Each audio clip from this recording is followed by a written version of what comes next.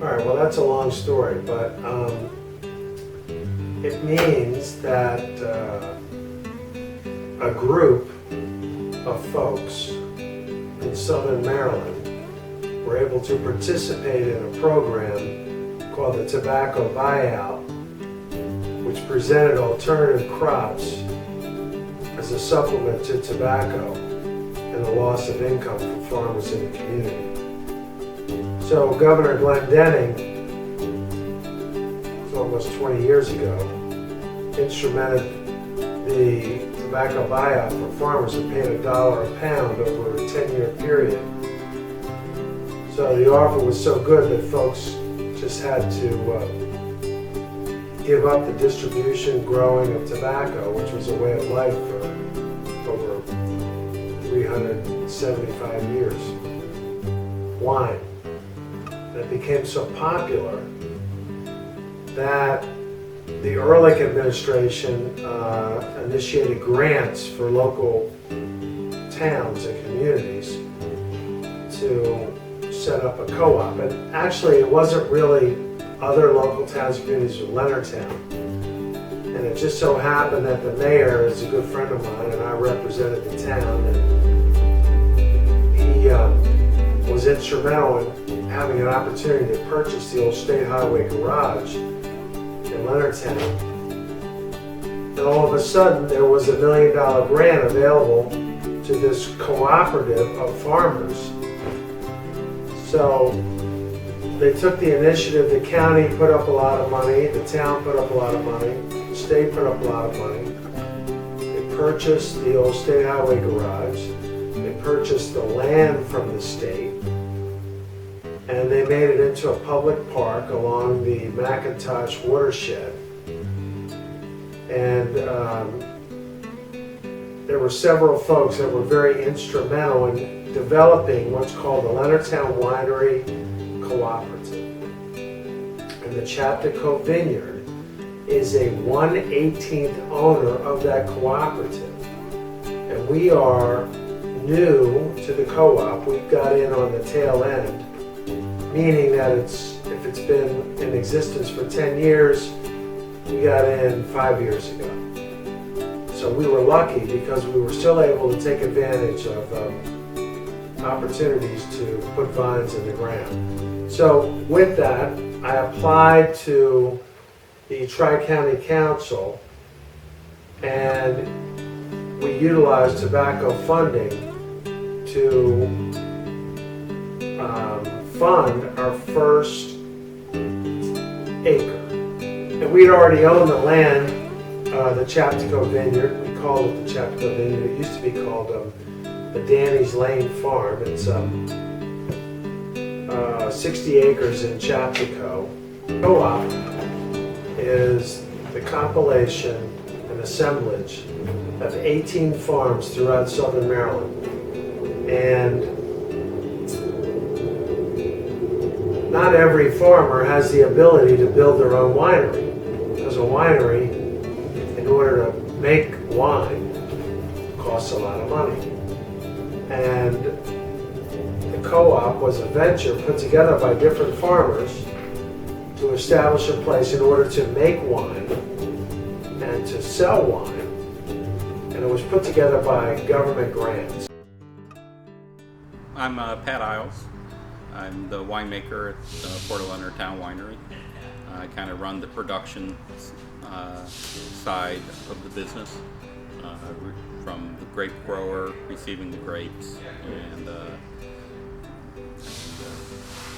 following the grape all the way through the fermentation process till we get it into the bottle. When the grapes come in, for the reds, we destem and crush them. We run them through our destemmer crusher, which will remove the berries off the stems, and then gently crushes the berries to pop the skins. And then we'll transfer those into large plastic bins that we do the fermentation in. We'll add yeast, any acid, or any other additions we might need to balance the juice. And we'll run the fermentation. It'll take anywhere from 5 to 7 days typically for a red complete fermentation. And then those will go into a press, and we'll press off the fermented wine off of the skins and seeds. For our whites, they come in and we put the whole cluster, stems and all, into our press, and we press the juice out.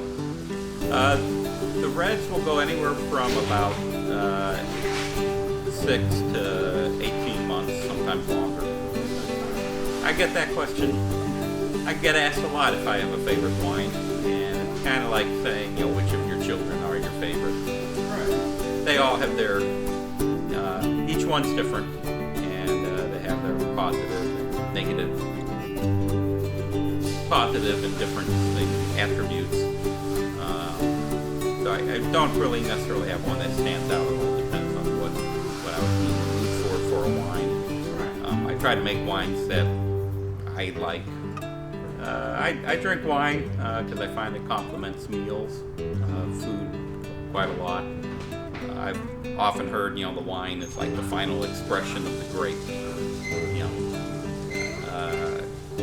You're able to take the grape and transform it into another product, but it still retains the essence of the original grape and all the nuances that go along with each variety.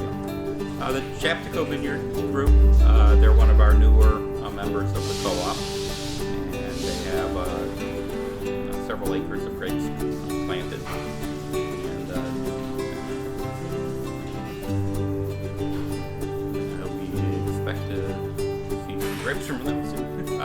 I started at the beginning of the co-op. I'm one of the original members also of the co-op that runs the winery. So our first production was in 2009, fall of 2009. I've been here doing the winemaking since then. But prior to that, for about 2 or 3 years prior to that, I was involved pretty heavily in the design of the facility and licensing. Kind of developed my winemaking interest. Started as a hobby. I have my grandmother and my mother both made homemade wine. I got out on my own, that gave me interest to give that a shot and try it, and that led me to grape growing and larger endeavors such as this right here. Our bottling process is a little different from a lot of other wineries in that we don't have our own bottling line here within the winery, so we bring in a mobile bottler, and we'll usually 2 or 3 times a year. It'll take about a day or two to bottle.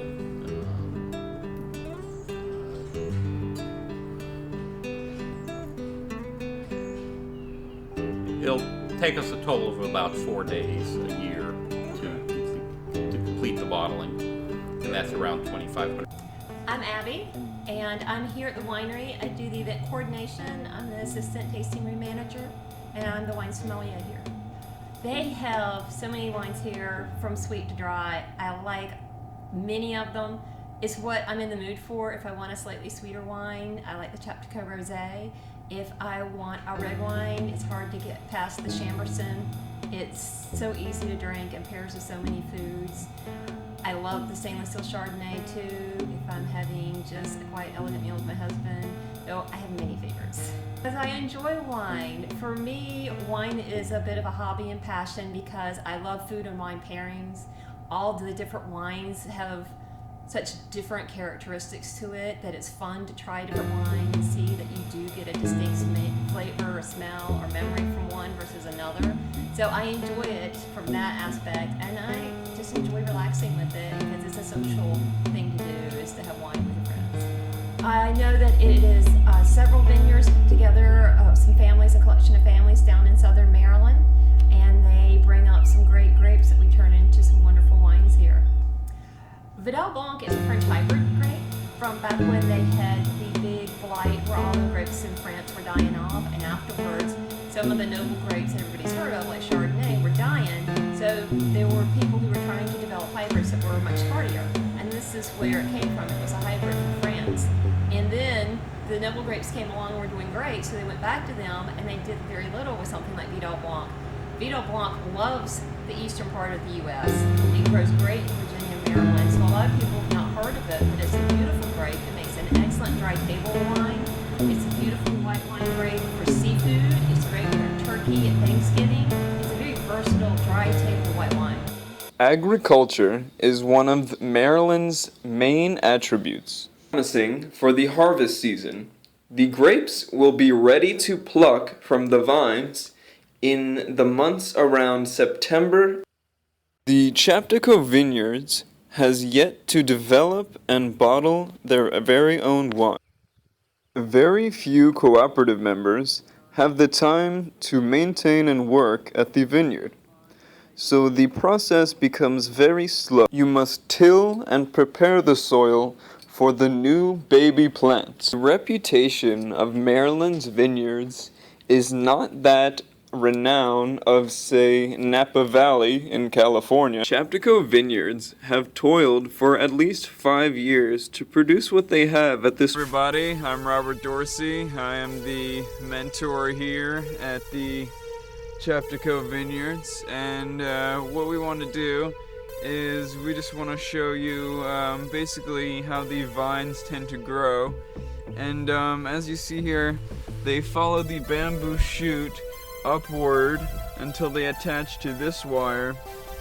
And what you want ideally is for 2 arms to be formed. This one is a very young arm, or what they're known as cordons, which is French for arms. And ideally you want 2, 1 for each side of the wire. But what you can do is you can have up to 4.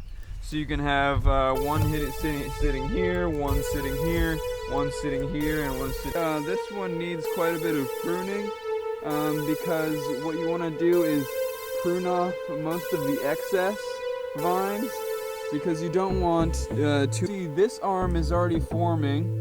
This arm is already forming. I will guide another one down here at a later time, and this one is already forming. So now, with this one, we do not need. So we will simply trim here, and you throw away your excess into the lane, and it'll get ran over by a lawnmower, which then will be placed back into the ground, helping the soil. And then we continue to remove the excess.